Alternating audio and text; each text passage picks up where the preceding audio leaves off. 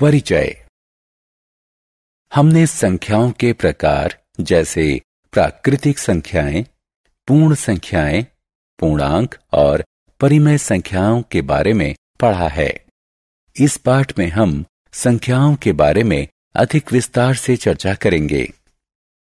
त्रिभुजाकार संख्याएं 3, 6, 10, वर्ग संख्याएं 4, 9, 16। उद्देश्य। इस पाठ के अंत में आप निम्न करने में सक्षम हो जाएंगे: 2 अंकों की संख्या को व्यापक रूप देना और उसे पलटना।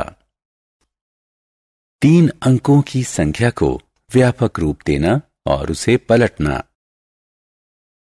व्यापक रूप में लिखी संख्याओं की पहेली को सुलझाना। किसी संख्या की 2, 3, 5, 9 और 10 से विभाज्यता जांचना। व्यापक रूप में संख्याएं। आइए एक संख्या 32 लें और उसे इस रूप में लिखें। इसी प्रकार सामान्यतः 2 अंकों A और B से बनी कोई भी 2 अंकों की संख्या AB निम्न रूप में लिखी जा सकती है। आइए एक संख्या 423 लें। यह 3 अंकों की संख्या है। इसे निम्न रूप में लिखा जा सकता है। सामान्यतः 3 अंकों की संख्या ABC निम्न रूप में लिखी जा सकती है।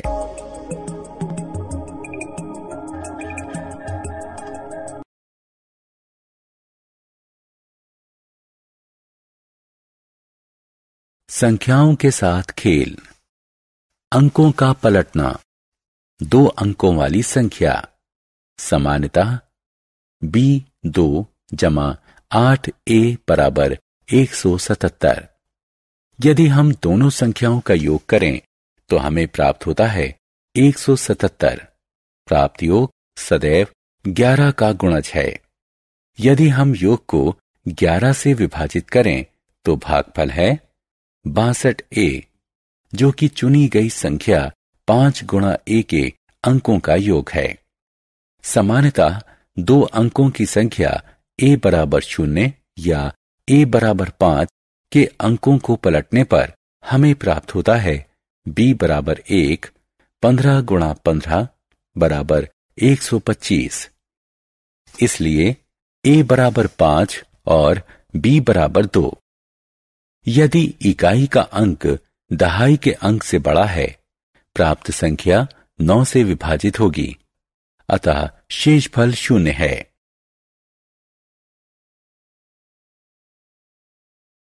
अंकों का पलटना। 3 अंकों की संख्या। इन संख्याओं का प्रयोग 2 अन्य 3-3 अंकों की संख्या बनाने के लिए कीजिए। यदि आप ABC को संख्या के रूप में चुनते हैं तो अगली संख्या होगी CAB। इकाई स्थान का अंक सैकड़ा के स्थान पर चला गया। अन्य संख्या होगी BCA। यहां दहाई स्थान का अंक सैकड़ा के स्थान पर चला गया। इनका योग करके 37 से विभाजित कीजिए। कोई शेषफल नहीं बचता।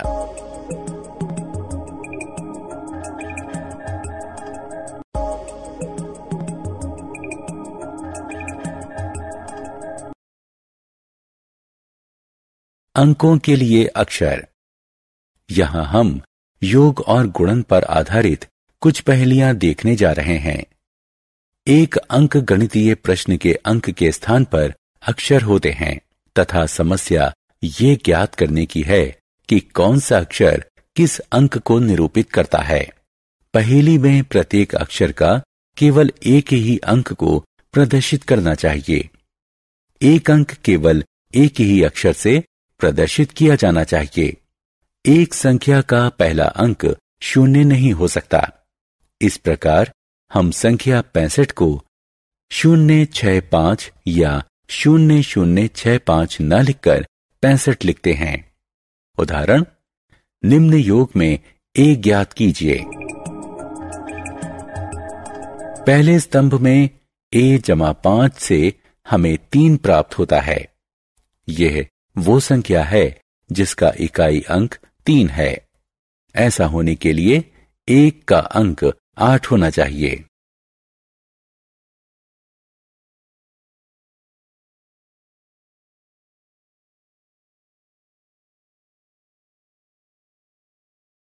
उदाहरण, निम्नलिखित योग में a और b ज्ञात कीजिए।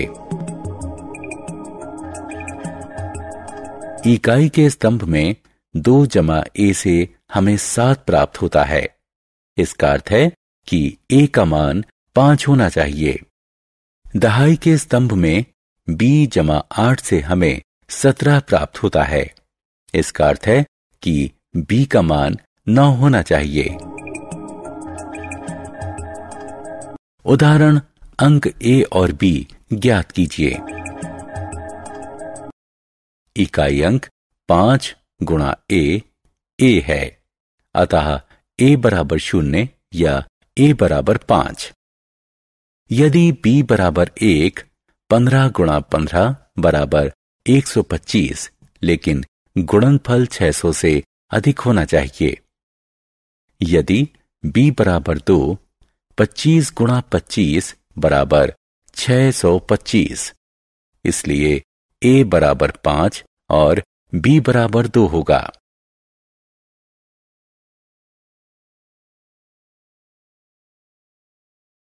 दस द्वारा विभाज्यता। 10 के गुणजों पर विचार कीजिए। ये हैं 10, 20, 30, 40। 10 के अगुणज ये हैं 23, 31, 42, 55, 69 इत्यादि। यदि किसी संख्या का इकाई अंक 0 हो तो वह संख्या 10 का गुणज होती है। यदि इकाई अंक 0 ना हो तो वो संख्या 10 का गुणज नहीं होती। कोई संख्या PQR लीजिए। P इकाई स्थान का अंक है, Q दहाई स्थान का अंक है और R सैकड़ा स्थान का अंक है। क्योंकि 10, 100 इत्यादि 10 से विभाज्य हैं, इसलिए 10Q, 100Q इत्यादि भी इससे विभाज्य हैं। जहां तक अंक R का प्रश्न है, यदि दी गई संख्या 10 से विभाज्य है तो यह 10 से अवश्य ही विभाज्य होना चाहिए। ये तभी संभव है जब R बराबर 0 हो। 5 द्वारा विभाज्यता। 5 के गुणज हैं 5, 10, 15, 25 इत्यादि। इकाई स्थान का अंक या तो 5 है या 0। यदि किसी संख्या का इकाई अंक 5 या 0 है तो वो 5 से विभाज्य होगी। आइए इस नियम की व्याख्या करें। किसी भी संख्या PQR को इस रूप में लिखा जा सकता है। क्योंकि 10, 100 10 से विभाज्य है, इसलिए 10Q, 100Q इत्यादि भी इससे विभाज्य हैं, जो कि 5 से विभाज्य हैं, क्योंकि 10 बराबर 2 गुणा 5 होता है। जहां तक अंक R का प्रश्न है, इसे अवश्य ही संख्या 5 से विभाज्य होना चाहिए। अतः R या तो 0 होगा या 5।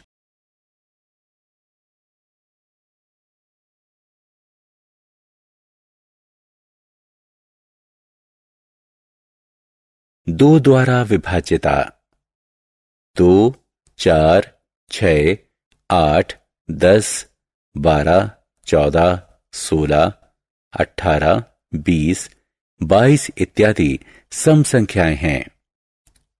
3, 5, 7, 9, 11, 13, 15, 17, 19, 21 इत्यादि विषम संख्याएं हैं। कोई भी प्राकृतिक संख्या सम होती है यदि उसका इकाई अंक 2, 4, 6, 8 या 0 हो। कोई संख्या विषम होती है यदि इकाई अंक 1, 3, 5, 7 या 9 हो। यदि इकाई अंक 0, 2, 4, 6 या 8 हो तो ये 2 से विभाज्य होता है। कोई संख्या PQR 100P जमा 10Q जमा R रूप में लिखी जा सकती है। 100P 10Q 2 से विभाज्य है क्योंकि 100 और 10 2 से विभाज्य हैं। जहां तक अंक R की बात है, यदि संख्या 2 द्वारा विभाज्य है तो इसे भी 2 द्वारा विभाज्य होना चाहिए।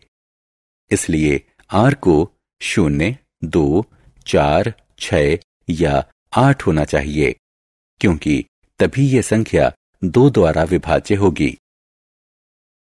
9 और 3 द्वारा विभाज्यता।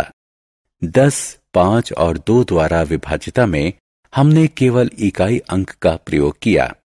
हमें अन्य अंकों की चिंता नहीं थी। विभाज्यता की जांच केवल इकाई अंक से होती है। 9 द्वारा विभाज्यता की जांच करने के लिए आइए एक संख्या 2689 लें।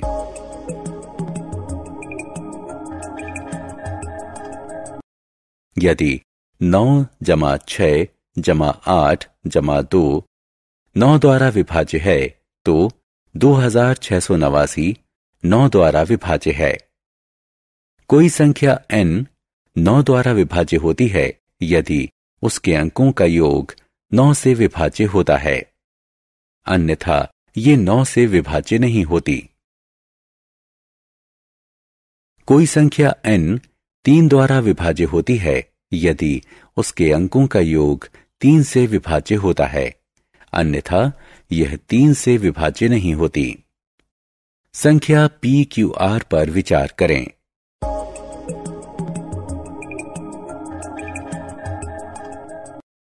नौ या 3 से विभाज्यता संभव है यदि A जमा B जमा C 9 या 3 से विभाज्य है।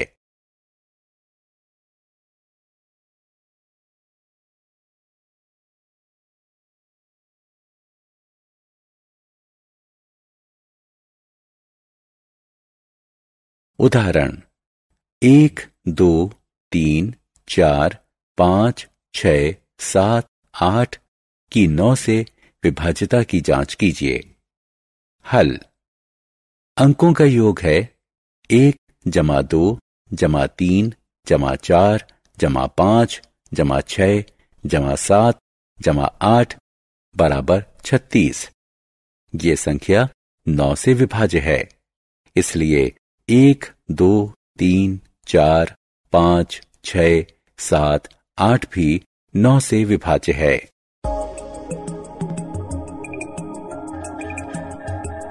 उदाहरण 2, 8, 5, 7, 5, 1 की 9 से विभाज्यता की जांच कीजिए। हल। अंकों का योग है 2 जमा 8 जमा 5 जमा 7 जमा 5 जमा 1 बराबर 28। 28 9 से विभाज्य नहीं है, इसलिए ये संख्या 9 से विभाज्य नहीं है।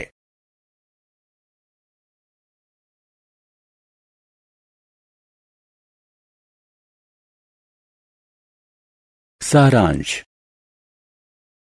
आइए हमने जो कुछ सीखा है उसे संक्षेप में दोहराएं। संख्याओं को व्यापक रूप में लिखा जा सकता है। 2 अंकों की संख्या को निम्न प्रकार लिखा जा सकता है। 3 अंकों की संख्या को निम्न प्रकार लिखा जा सकता है। संख्याओं का व्यापक रूप पहेलियों को हल करने और संख्या के खेल में सहायक होता है। 10 द्वारा विभाज्यता। यदि किसी संख्या के इकाई का अंक 0 है तो संख्या 10 से विभाज्य होती है। 5 से विभाज्यता। यदि किसी संख्या के इकाई का अंक 0 या 5 होता है तो संख्या 5 से विभाज्य होती है। 2 से विभाज्यता। यदि किसी संख्या के इकाई का अंक 0, 2, 4, 6 या 8 होता है तो संख्या 2 से विभाज्य होती है। 9 और 3 से विभाज्यता यदि किसी संख्या के सभी अंकों का योग 9 या 3 से विभाज्य होता है तो वो संख्या 9 या 3 से विभाज्य होती है।